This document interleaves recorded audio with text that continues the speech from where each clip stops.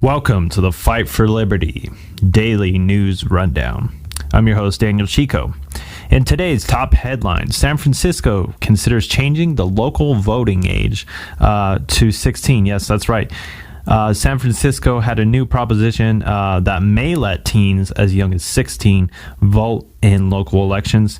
Residents are expected to vote on the measure in November, and if it passes, the San Francisco will become the first major American city to grant 16 to 17-year-olds the right to vote.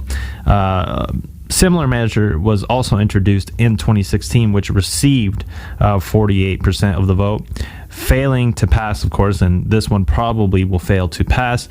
California, again, trying to act against the Constitution and the United States, trying to become their own country. Will they secede from the Union if the president is reelected? That remains to be seen.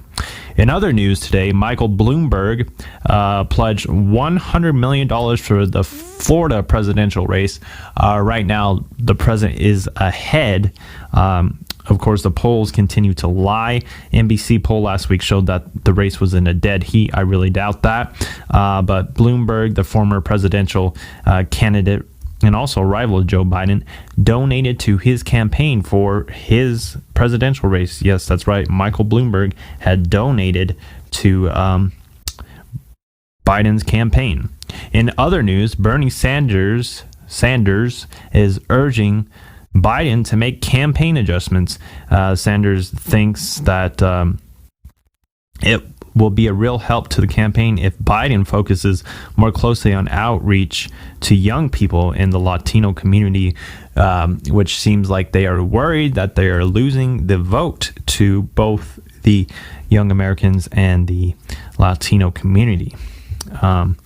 In other news, 7 hours ago, it was reported that the U.S. budget defect soared to $3 trillion. Yes, a record budget defect soared just recently. And last night, the tragic news of two deputy officers shot in their car in an ambush in Los Angeles. The suspect is said to have opened fire after jumping off a bus. Both deputies are in critical condition. The FBI has begun a manhunt for the suspect. President Trump took to Twitter expressing his views on the incident, stating that these animals must be hit hard. In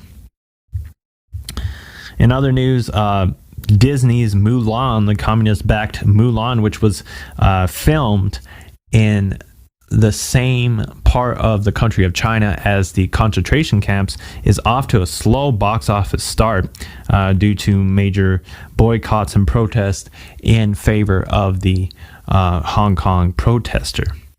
In other news, LA mayor claims blame for fire cannot be placed solely on Californian authorities in CNN.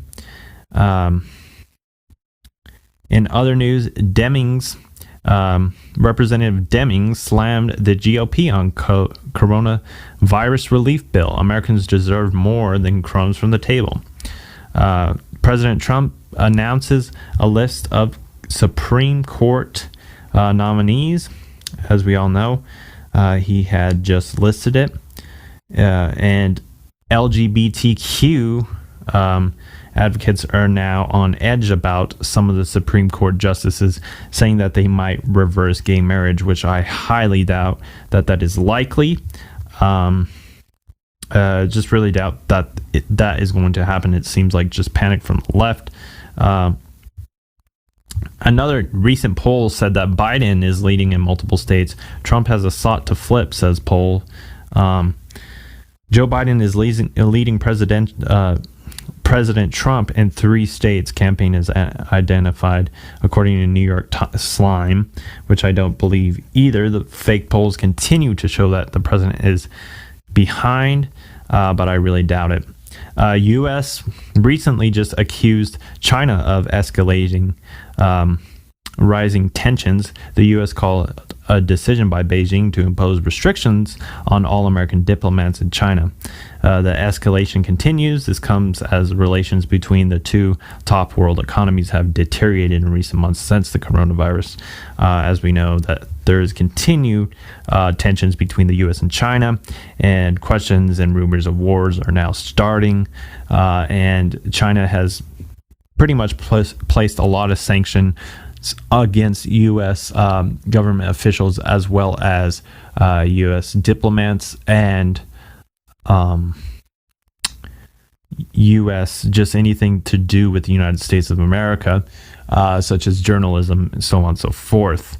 And that is concluding. Actually, we have one more headline. Pfizer's CEO says company will know if vaccine works by the end of October. Trump is also, the president is also set to visit California and assess the wildfires tomorrow. U.S. lawmakers, in other news, have called the DOJ to investigate. This continues the Netflix Cuties film released on Netflix. U.S. lawmakers have called for the DOJ to investigate.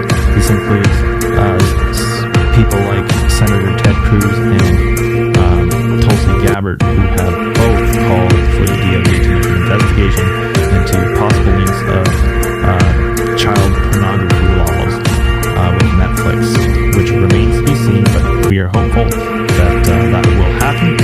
And this has been your news briefing with your host, Daniel Chico. This is the Fight for Liberty